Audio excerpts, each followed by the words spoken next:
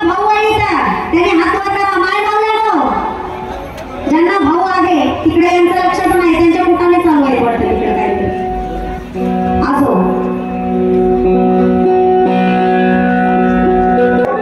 सर्वांना विनंती आहे, हो बाजूला तिकडे ते बहीण भावाचं गाणं चालू आहे, सगळ्यांचं लक्ष असलं पाहिजे इकडे. भावाच्या आठवणीमध्ये गाणं चालू आहे.